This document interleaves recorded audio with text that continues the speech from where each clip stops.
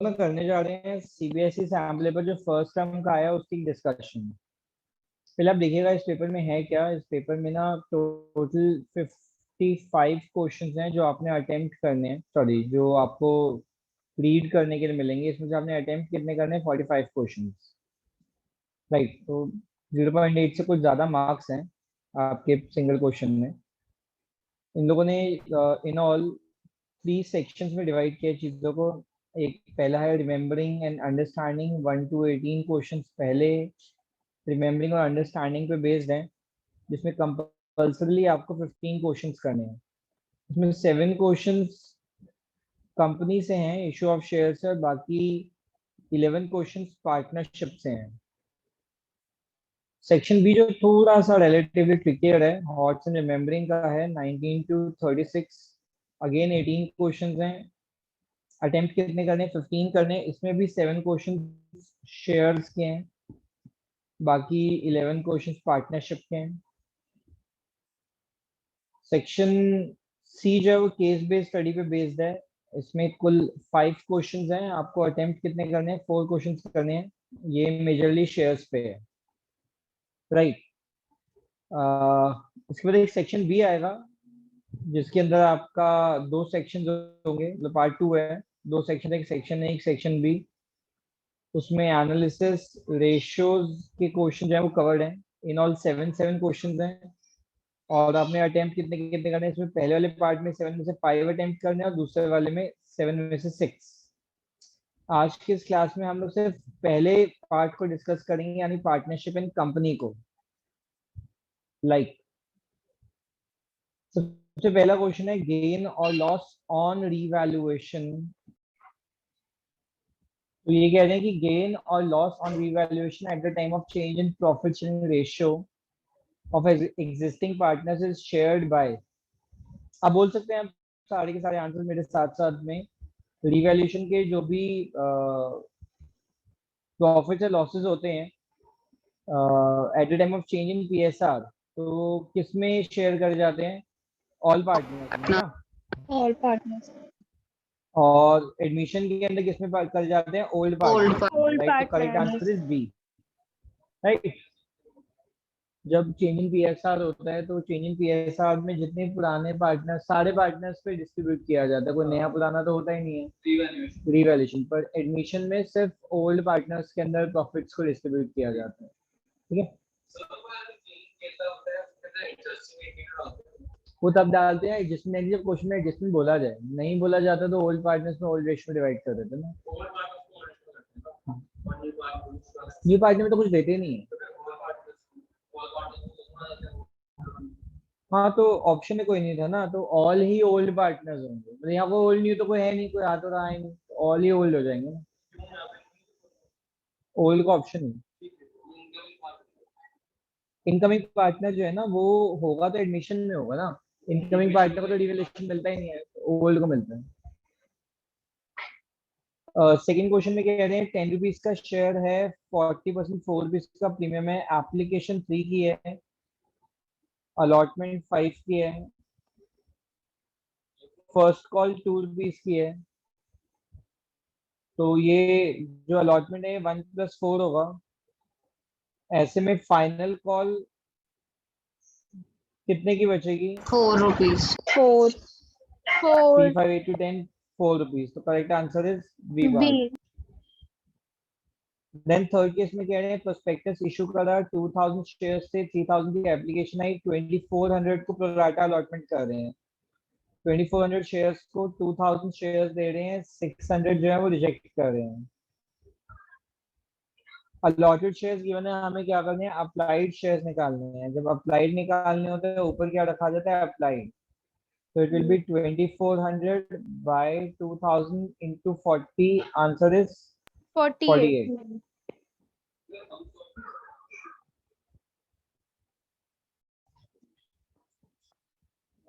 Fourth question में कह रहे हैं 2 लाख शेयर इशू कर रहे हैं, 10 रुपीज का एक है।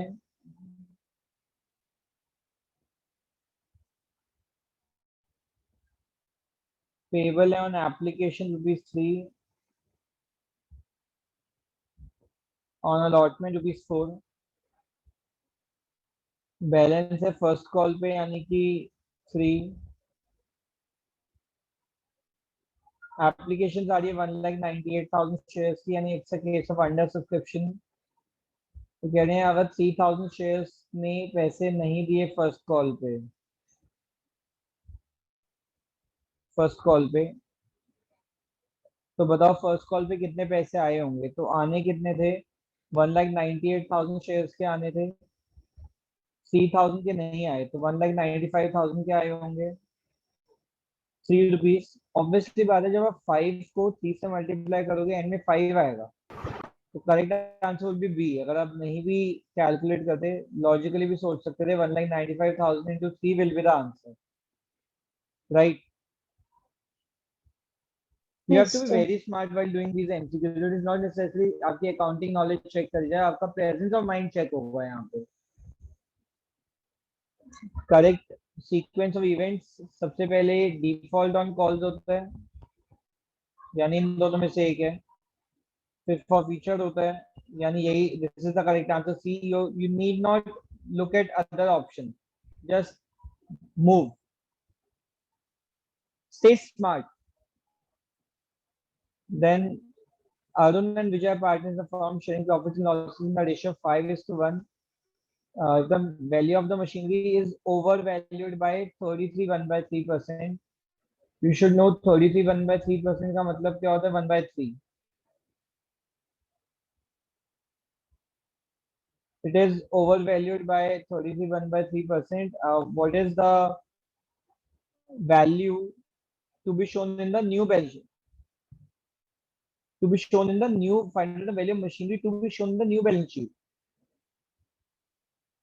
ओके, ऑलरेडी ना ओवर वैल्यूड है 1/3 से, ओरिजिनल वैल्यू का x लीजिएगा, ओरिजिनल वैल्यू के 1/3 से ओवर वैल्यूड है 40,000 हो गया, यानी 4x/3 40,000 हो गया।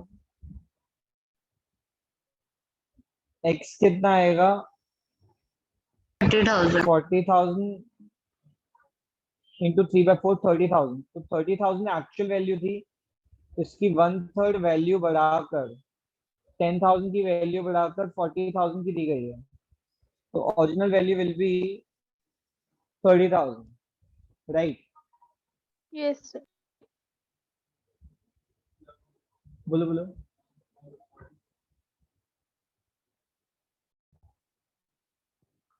Which of the following is true regarding salary to a partner when the firm maintains fluctuating capital account? Fluctuating capital account में partners लोन का तो कोई मतलब ही नहीं है, P&L में नहीं आता, पार्टनर सैलरी एप्रोप्रिएशन में आता है। P&L एप्रोप्रिएशन डेबिट तो होगा पर करंट अकाउंट में नहीं जाएगा क्योंकि फ्लक्चुएटिंग कैपिटल है, फिक्स नहीं है। तो करेक्ट आंसर इज डी। जब हम पार्टनर को सैलरी देते हैं, एंट्री होती है P&L appropriation account debit to partners capital account, fluctuating में करंट अकाउंट में जाता है। तो करेक्ट आंसर इज डी।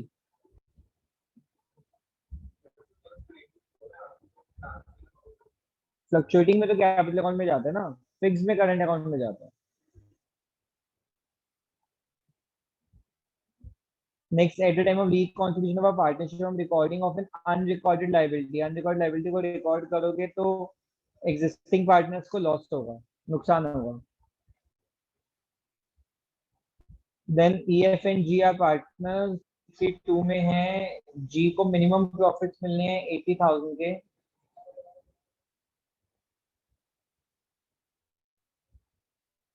और कोई भी डिफिशियंसी है that will be borne by E। E will bear deficiency against G। Profit है 3,12,000 का, G का शेयर है 2/8 यानी 1/4, 4 7 का 28, 32 78,000 मिलना चाहिए, मिल रहा है।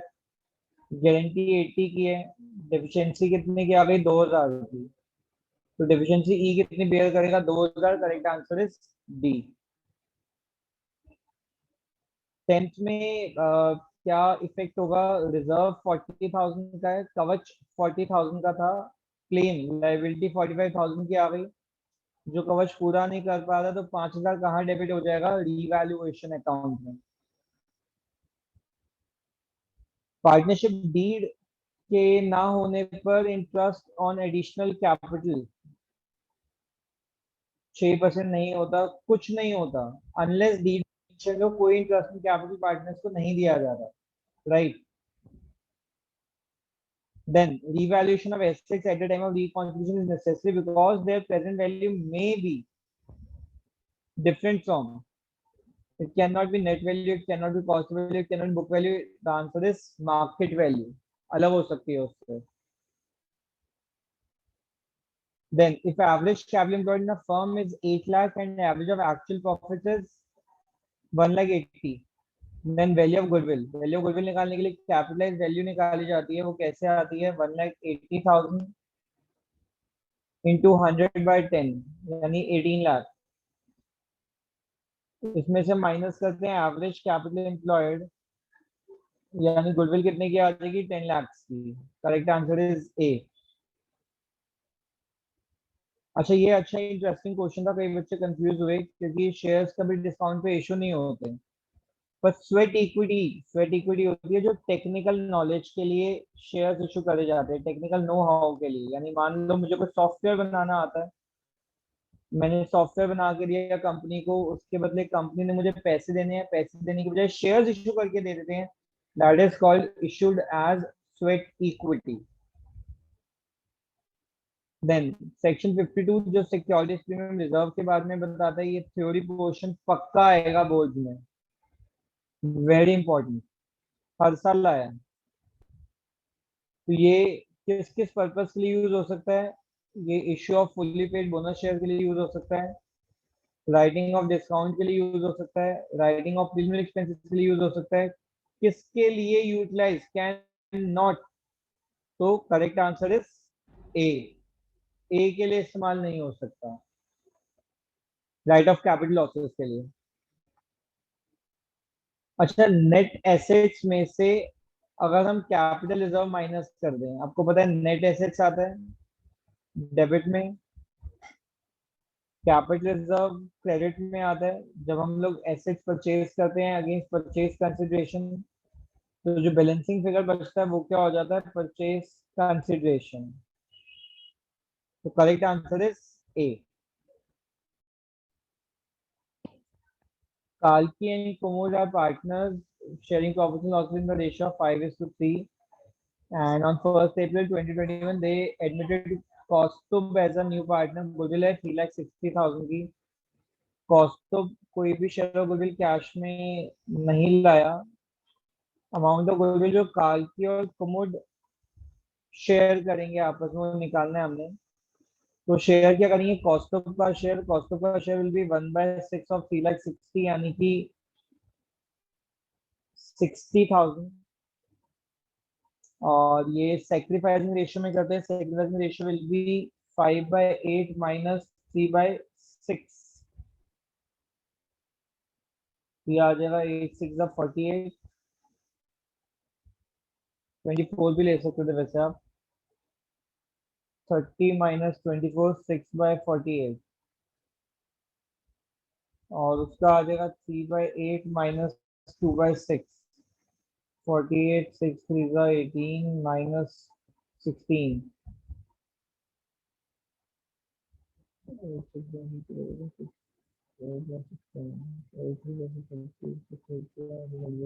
तो 6:2 यानी 3:1 आ रही है. Correct answer is B, right. Then Sarvesh, Sriniketan and Srinivas are partners in the ratio of 5:2. If Sriniketan share of profit at the end of the year is 1,50,000, Shriniketan का अगर 1,50,000 है, तो कहना इसे श्रीनिकेतन बीच वाला पार्टनर. नाम ध्यान से पढ़ना है, नाम बड़ा कंफ्यूज करेंगे बोर्ड में, पेपर में भी कंफ्यूजन होती है. श्रीनिकेतन का लिख लेना 3/10 है.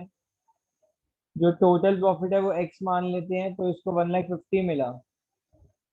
तो एक्स कितना हो जाएगा? 1,50,000 इंटू में 10/3, यानी एक्चुअल प्रॉफिट कितने के आ गए? 5 लाख के टोटल प्रॉफिट. अब इसमें से टोटल में से सर्वेश को कितना मिलना है? 5/10 आधा, यानी 2,50,000. Answer is D.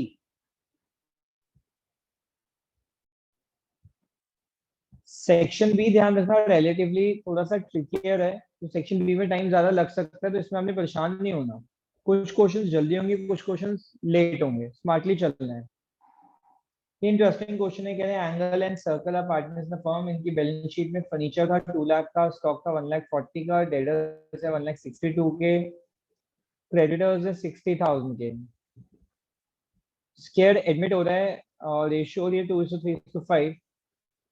Stock was to be revalued at rupees 1 lakh. Stock revalue हो रहा है 1 लाख में, तो स्टॉक 1,40,000 का था, तो रीवैल्यूएशन में डेबिट साइड पे आ जाएगा स्टॉक का 40,000। Creditors were not likely to be claim, फायदा है बाय क्रेडिटर्स आ जाएगा 15,000। डेटर्स में बैड डेट्स हो रहे हैं 2,000 के, नुकसान है 2,000।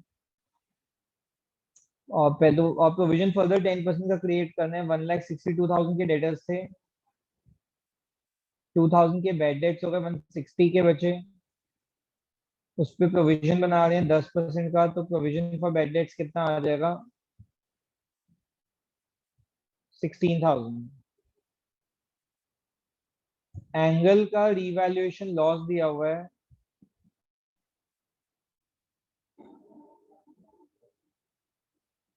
30,000, एंगल और सर्कल।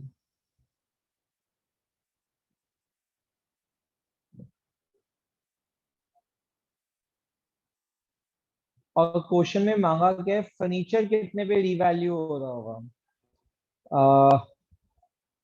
अब पहली बात, अगर एंगल का रीवैल्यूएशन लॉस 30,000 है और एंगल और सर्कल की रेशियो नहीं गिवन है ना, नहीं है, 2:3:5 न्यू रेशियो है। Revaluation profit losses old partners में ओल्ड रेशियो में डिवाइड होते हैं। जब रेशियो गिवन नहीं होती, आप जानते हैं क्या होती है, इक्वल होती है, यानी लॉस कितने का हो गया टोटल 60,000 का। तो ये आ रहा है क्रेडिट साइड का टोटल 75,000, डेबिट साइड पे जो बैलेंस बच रहा है 4258, 17,000 का बच रहा है। यानी फर्नीचर की वैल्यू 17,000 से क्या हो गई होगी, कम हो गई होगी। 2 लाख की वैल्यू थी, 17,000 से कम हुई, यानी फर्नीचर की वैल्यू कितनी आ जाएगी 1,83,000। राइट। ये टाइम कंज्यूमिंग क्वेश्चन था, इसमें टाइम लगाना ही चाहिए, इसमें शॉर्टकट मत लगाओ, आराम से करो। Right. Next, Asha and Nisha partners sharing profits in the ratio of 2:1। और कशिश एडमिट हो रहे हैं, एडमिट हो रही है 1/4 शेयर के लिए, 1/8 गिफ्टेड बाय आशा है। 1/8 का आधा अगर 1/4 आशा ने दिया, सॉरी 1/4 का आधा 1/8 आशा ने दिया, तो रिमेनिंग 1/8 कौन देगा, निशा देगी। फर्म की गुडविल है 40,000, तो कशिश का शेयर कितना हो गया 10,000। 10,000 जो अमाउंट है, वो जो क्रेडिट किया जाएगा, हम लोग सोचेंगे कि वो डिवाइड किया जाएगा इन सेक्रीफाइसिंग रेशियो, यानी इक्वली किया जाना चाहिए हमारे अकॉर्डिंगली जो शेयर है। पर जो 1/8 गिफ्टेड, जब गिफ्टेड वर्ड आ जाता है ना, तो गिफ्टेड वाले केस के अंदर हम इसको सेक्रीफाइस नहीं मानते, हम इसको गिफ्ट मानते हैं। तो यानी देखा जाए, आशा ने जो है ना कुछ भी यहाँ पे गिफ्ट किया ही नहीं बेसिकली, या 1/8 ही हम लोगों ने गिफ्ट करा। तो अगर ये 1/8 गिफ्ट करेगी, रिमेनिंग सारा का सारा किसने किया, निशा ने किया, यानी 10,000 का आधा किसने किया, आशा ने किया, और आधा किसने किया, निशा ने। अगर निशा ने भी आधा किया तो उसको मिलेगा भी कितना, आधा, यानी answer will be 5,000। 21st question is a very very interesting question. कह रहे हैं admission of a partner Meena Vasu नया पार्टनर है, ओल्ड पार्टनर से परेश और प्रभव डेटर्स से 6,20,000 के, और ऑलरेडी ना प्रोविजन था पुरानी बैलेंस शीट में।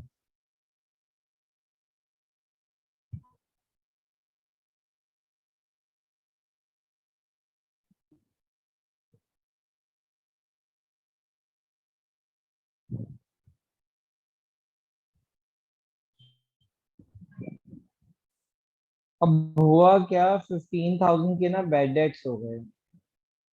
अब मैं आपको बहुत अच्छे से समझाऊंगा तो सुनना, मुझे बैड डेट्स होंगे तो एंट्री होती है बैड डेट्स टू डेटर्स, पैसे डूब जाते हैं, डेटर्स कम हो जाते हैं। पर जैसे ना इन्वेस्टमेंट के लॉस को कवर करने के लिए इन्वेस्टमेंट फ्लक्चुएशन रिजर्व कवच है, वर्कमैन कंपनसेशन के लॉस को कवर करने के लिए वर्कमैन कंपनसेशन रिजर्व कवच है। वैसे ही बैड डेट्स के लॉस को कवर करने के लिए कवच कौन है, प्रोविजन फॉर बैड डेट्स।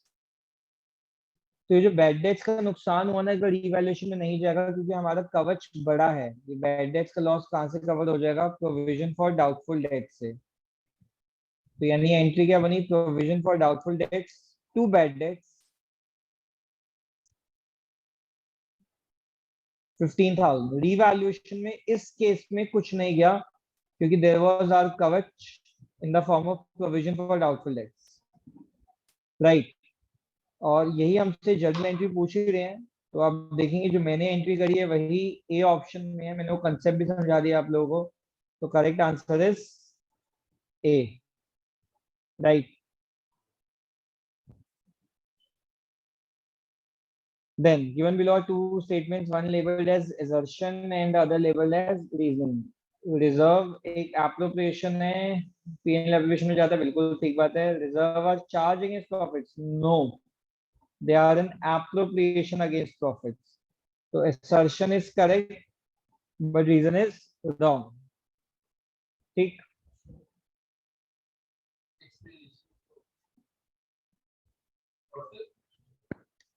अनुभव, Shagun and Pulkita partners the firm, they shared profit in the ratio 2:1। ये ना बहुत बहुत ज्यादा बढ़िया क्वेश्चन है, मेरे स्टाइल से करना आज आप। अनुभव, शगुन और पुलकित, इनकी ओल्ड रेशियो है 2:1 और न्यू रेशियो हो गई है 5:3। और ये कह रहे हैं बताओ भी क्या एंट्री रहेगी पी एंड एल का अगर डेबिट डेबिट यानी लॉस है। अब ध्यान से समझना, कहना इससे कि पुलकित को ना तो फायदा हुआ ना नुकसान हुआ, क्योंकि पुलकित का पहले शेयर था 1/5, फिर हो गया 2/10, यानी ये भी 1/5 है, राइट। तो पुलकित को तो ना गेन हो रहा है ना सेक्रीफाइस हो रहा है। आराम से सोचोगे तो तुम्हें क्लियर होगा, अनुभव को मिल रहा था 2/5, 2/5 होता है 40%, अब मिल रहा है 5/10। मैं शॉर्टकट सिखा रही हूँ, यानी 50%, आधा मिल रहा है ना, ज्यादा मिल रहा है। यानी कहने से क्लियर हो रहा है कि अनुभव गेन कर रहा है और शगुन सेक्रीफाइस कर रही है। वैसे एंट्री गेनिंग टू सेक्रीफाइसिंग होती है, बट क्योंकि लॉस है ना तो एंट्री क्या बनेगी, सेक्रीफाइसिंग टू गेनिंग। यानी correct entry will be Shagun to Anubhav. तो आओ देखिए, शगुन टू अनुभव एंट्री बन का रही है, यहाँ तो बन नहीं रही है, ये इसमें पुलकित भी आ गई, ये भी सही नहीं है। तो या तो सही आंसर ए है या फिर सही आंसर सी है। ऐसे में अगर हम सेक्रीफाइस निकालें तो इट विल बी 2/5 माइनस 5/10। सिर्फ अनुभव का निकाल देते हैं, इट इज 4 - 5, यानी -1/10। -1/10 को 30 से मल्टीप्लाई, 30 तो हो भी नहीं सकता था आंसर, ये भी आंसर पॉसिबल ही नहीं था। 30 कैसे आएगा जब शेयर निकालोगे। तो correct answer is A. 24th question में इंटरेस्ट ऑन ड्राइंग का क्वेश्चन है। 8% पर एनम है। पर एनम को जरूर अंडरलाइन करना है, इसके बिना आप जानते हैं बहुत प्रॉब्लम हो जाती है। फिक्स ड्राइंग है, मिडिल ऑफ एवरी मंथ है, यानी 6 months एवरेज पीरियड आएगा। Interest on drawing will be annual drawings into rate of IOD by 100 into 6 by 12। हमें आंसर गिवन है IOD का 4800। एनुअल मंथली ड्राइंग निकालनी है, मंथली ड्राइंग्स को x ले लो इंटू 12। IOD का रेट इज 8/100 इंटू 6/12, तो ये कैंसिल हो गया और ये वहां जाके मल्टीप्लाई हो जाएगा। खैर, तो ये आ जाएगा 4, ये 8 6 48 है, 48 हट गया, सीधे ही कट गया। 100 है और 100 इंटू 100 10,000 हो जाएगा। Correct answer is A, right. Then 25th में कह रहे हैं Abhay and Baldwin are partners in a firm in the ratio of 3:1। Firm का नेट प्रॉफिट है 1,25,000 का।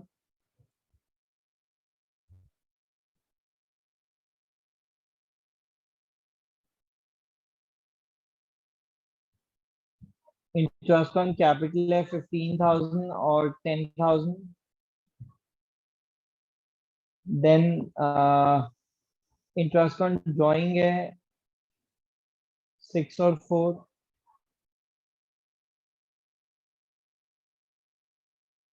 अभय को कमीशन मिलनी है 10% ऑफ डिविजिबल प्रॉफिट्स, तो ये आ गया 1,35,000। डिविजिबल प्रॉफिट हो गया 135 माइनस 25, यानी 1,10,000। अभय को 10% कमीशन मिलेगी नेट डिविजिबल प्रॉफिट से, तो कमीशन कितनी हो जाएगी? कमीशन विल बी 10% ऑफ 1,10,000, यानी 11,000। पार्टनर्स की कैपिटल में वैसे जो प्रॉफिट डिस्ट्रीब्यूट होंगे दे विल बी 99,000। ऐसा कोई ऑप्शन ही नहीं है, मेरे अकॉर्डिंगली क्वेश्चन गलत था। ठीक है, नेक्स्ट रिवैल्यूएशन अकाउंट प्रिपेयर करते हैं एडमिशन ऑफ पार्टनर में। ठीक बात है, बनाते हैं। और ये क्यों बनाया जाता है? ताकि हम एसेट्स और लाइबिलिटी को at time admission of partner adjust कर लें, so that true financial position of the firm is reflected. बात तो ठीक है, सही पोजीशन दिखनी भी चाहिए। तो yes, assertion and reasoning both are correct, और रीजनिंग भी करेक्ट है, तो आंसर इज ए। देन अपार के पास 4,000 शेयर्स थे, जिसपे फॉर फ्यूचर पे कितने पैसे आ रहे हैं? 4,000 इंटू 6 24,000। यही शेयर्स जब री इशू हुए तो इसमें से 2,000 शेयर्स री इशू हुए।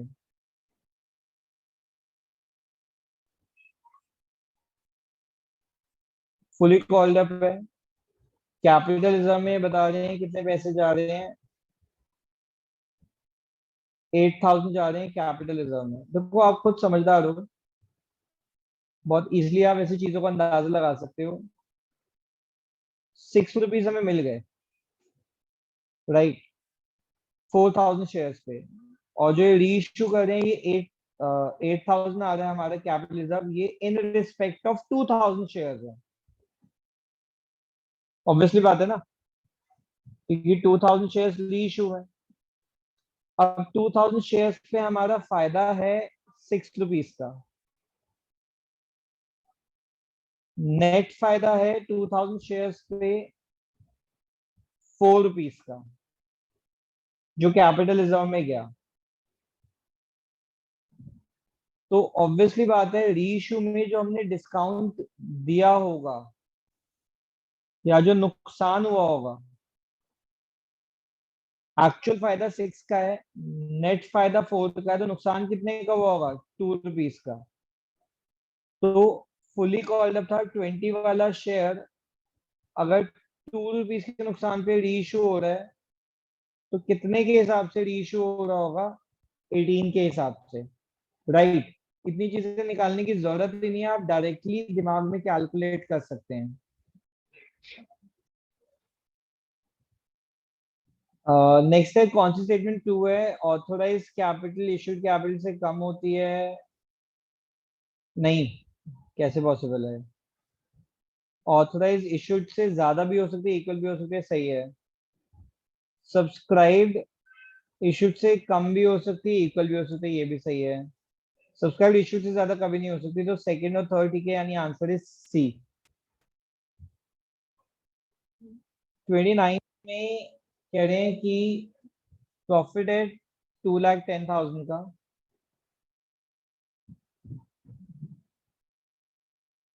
और डेबिट साइड पे हमने देना क्या क्या है? हमने देना है 80,000 का इंटरेस्ट ऑन कैपिटल, 60,000 की इंटरेस्ट ऑन कैपिटल मिकी को, टॉम को, और जेरी को देना है 40,000 का, और साथ में मिकी, ये तो आईओसी हो गया, मिकी और टॉम की सैलरी भी है 60,000 है ईच, मिकी एंड टॉम की। तो ये टोटल हो गया 80, 60, 180, ये हो गया 1 लाख। आप जानते हैं प्रॉफिट से ज्यादा इंटरेस्ट कैपिटल एप्रोप्रिएशन नहीं दिया जा सकता, क्योंकि एप्रोप्रिएशन कभी प्रॉफिट से ज्यादा नहीं हो सकती। ऐसे में हमें प्रॉफिट्स को बांटना पड़ेगा इंटरेस्ट ऑन कैपिटल की रेशियो में, interest on capital plus salary की रेशियो में, है ना? तो हमें निकालना पड़ेगा इंटरेस्ट ऑन कैपिटल और सैलरी की रेशियो कितनी बन रही है। पार्टनर्स है मिक्की, टॉम और जेरी। इंटरेस्ट ऑन कैपिटल है 80, 60, 40, सैलरी है 16 मिक्की की और टॉम की।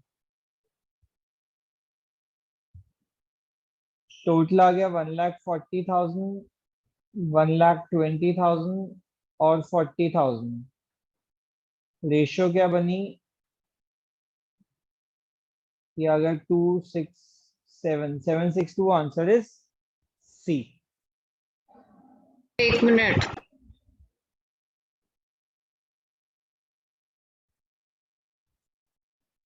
30th क्वेश्चन में मोहित को अलॉट हुए हैं 600 शेयर्स ऑन प्रोराटा बेसिस, जिसमें 2 जिसको अलॉट हो रहे हैं वो अप्लाई कितने के लिए कर रहे हैं? 3 के लिए, 3 के लिए।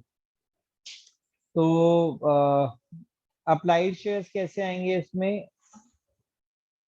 3/2 अप्लाइड ऊपर रखेंगे, अलॉटेड नीचे, इंटू 600, 900 आ गया अप्लाइड। ये कह रहे हैं हमें मिला क्या? एप्लीकेशन 3 रुपीज की मिल गई, अलॉटमेंट नहीं मिली 5 रुपीज की। तो अब समझते हैं कि हमारे को वर्किंग नोट बनाना पड़ेगा। वर्किंग नोट अगर हमें बनाना है तो हमें याद है इस बात को लेके, जब वर्किंग नोट बनता है तो हमारा शेयर फॉरफिटेड का अमाउंट कैसे निकलता है? शेयर फॉरफिटेड का अमाउंट निकलता है shares applied into money received on application, यानी share forfeited will be 900 into में 3। हमने शॉर्टकट सीखा हुआ है, मनी रिसीव्ड ऑन एप्लीकेशन आता है, यानी करेक्ट आंसर। अरे, ये तो कंफ्यूज कर दिया इन्होंने। सब में 2,700 है भाई, सब चालू हैं ये लोग। कोई बात नहीं, हमने कल ही नया नया कॉल इन एरिया दिमाग में निकालना सीखा। सिर्फ अलॉटमेंट का कॉल इन एरिया ना, फर्स्ट कॉल मंगवाई नहीं है। तो 900 अप्लाइड है, 600 अलॉटेड है, 300 शेयर्स के इन्होंने एप्लीकेशन पे कितने पैसे एक्स्ट्रा दिए होंगे? 300 इंटू में एप्लीकेशन के 3, यानी 900। अलॉटमेंट पे आने कितने थे? 600 इंटू में 5, 3,000। 3,000 आने थे, 900 ऑलरेडी आ रखे, तो कॉल इन एरियर कितना होगा? 2,100, यानी correct answer is C. Right. Then 31 question कह रहे हैं कि 2 स्टेटमेंट्स गिवन है, एक है असर्शन, एक है reason. Shares issued on pro rata basis, excess जो मनी है एप्लीकेशन का, it can be use against allotment only. नहीं जी, फर्स्ट कॉल पेपर लेके जा सकते हैं, फाइनल कॉल पेपर लेके जा सकते हैं। तो असर्शन अगर रॉन्ग हो जाए, आपको पता है हमारा आंसर इज ऑलवेज डी। इससे इजी क्वेश्चन नहीं होता। देन अजय और विनोद पार्टनर्स हैं, और ये कह रहे हैं कि फिक्स कैपिटल, फिक्स कैपिटल। थी 3 लाख 4 लाख की, और ऐसा देखा गया कि इंटरेस्ट कैपिटल देना था 5%, दे दिया 10%। तो ये जो हमने 5% एक्स्ट्रा दे दिया वो हम माइनस करेंगे। 5%, 15,000 यहाँ माइनस होगा, 20,000 यहाँ माइनस होगा। टोटल को जीरो बनाने के लिए 35,000 प्लस किया जाता है प्रॉफिट शेयरिंग रेशियो में 3:2। तो 5 7 21,000, यानी अजय भाई साहब डेबिट हो नहीं क्रेडिट होंगे 6,000 से। कौन से ऑप्शन में अजय क्रेडिट हो रहे हैं 6,000 से? बी में। This is the correct answer, जल्दी से हो गया।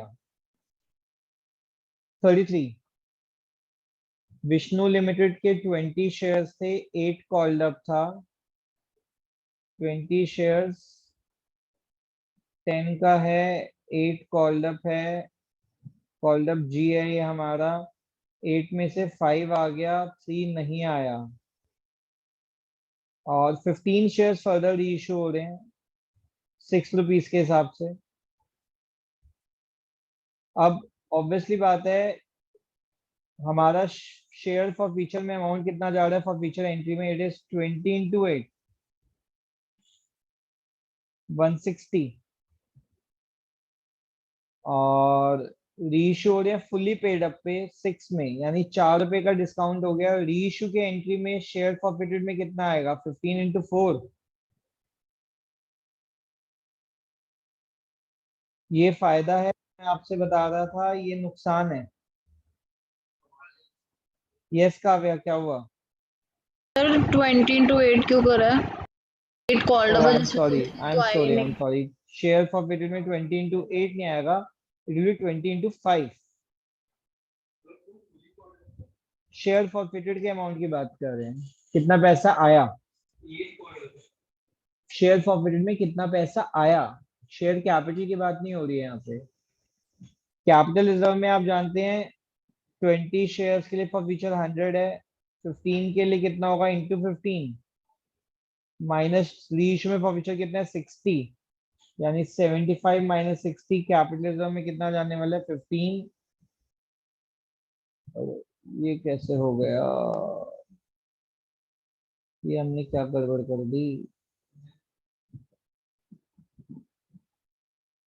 अच्छा सॉरी, क्वेश्चन में इन लोगों ने कैपिटल रिजर्व का अमाउंट नहीं पूछा, इन्होंने पूछा है कितना balance in share for future account होगा। क्या मैं आपको ना बता रहा हूँ, वैसे मैंने आपको क्लियर करना है। Balance in share for future account क्या होता है, ये हम आपको सिखाएंगे अभी अपनी क्लासेस में। दो shares forfeited which are not reissued, वो शेयर्स जो रीइशू नहीं हो रहे, उसका कितना पैसा आ गया तो शेयर फॉरफिटेड में जाता है। ये भी हम आपको आगे अच्छे से बताएंगे क्लास में। तो शेयर फॉरफिट होके जो रीइशू नहीं हुए वो 5 रुपीज है। इनका पैसा कितना आ गया? पैसा आ गया 5 रुपीज। तो balance in share for future account कितना होगा? 25। Answer is C, right. Then 34th question में कह रहे हैं, बताओ हमारे को परचेज कंसिडरेशन कितना होगा। इक्विटी शेयर्स 30,000 थे, 100 रुपए का रीइशू हो रहा था, यानी इक्विटी शेयर्स में आएगा 30 लाख। प्रेफरेंस शेयर 1 करोड़ के हैं अलॉन्ग विद 5% प्रीमियम, तो ये हो गया 1,05,00,000। ये इशू करेंगे, साथ में एक चेक भी दे रहे हैं 8 लाख का। तो ये अमाउंट कितना आ गया? 1,43,00,000। Correct answer is B. Calculation then गलत करी आपने। गलत करिए, क्यों? एक बार फिर बताना ही है। 30,000 शेयर्स हैं, रुपीज नहीं लिखा हुआ है इसमें, 100 का एक है, तो इक्विटी शेयर कैपिटल में 30,000 इंटू 100 हो गया। प्रेफरेंस शेयर्स 1 करोड़ के हैं, तो 1 करोड़ में 5% प्रीमियम है, 5 लाख का प्रीमियम हो गया साथ में, 1 करोड़ 5 लाख प्लस 8 लाख चेक से। तो total 1 Okay, crore sir. 43 lakhs आ गए ना. जी ठीक है. समझ आ गया. ओके. ए और बी पार्टनर्स हैं, 3:2 में शेयर करें. सी एडिट हो रहा है as a partner and he takes 1/4 of his share, of his share. यानी अगर सी का शेयर एक्स है तो एक्स का 1/4 वो ए से ले रहा है, अपने शेयर का 1/4 ए से लिया, और बी से ले रहा है 3/16, ये बी से लिया. इन दोनों को प्लस कर देंगे तो किसका शेयर आएगा? सी का शेयर, यानी कि एक्स. यानी ये हो गया x/4 plus 3/16 is equal to x. Solve करेंगे. 16 4x plus 3 is equal to 16, या आ जाएगा, sorry, is equal to x. यानी 16x is equal to 4x plus 3, 12x is equal to 3. x हो गया 3/12 यानी 1/4. So correct answer is A. Right. Then 6 question में issued capital है 20 lakhs की. 10 रुपीज का एक, 8 रुपीज मंगवा लिए हमने. सारे पैसे आ गए, सिर्फ 4 रुपीज 800 शेयर्स पे नहीं आए, और 300 शेयर्स 3 रुपीज 500 शेयर्स पे नहीं आए. तो बोल रहे हैं subscribe but not fully paid up में क्या जाएगा? Subscribe but not fully paid up में क्या जाता है? जितना कॉल्ड अप अमाउंट होता है माइनस कॉल्स इन एरियर्स.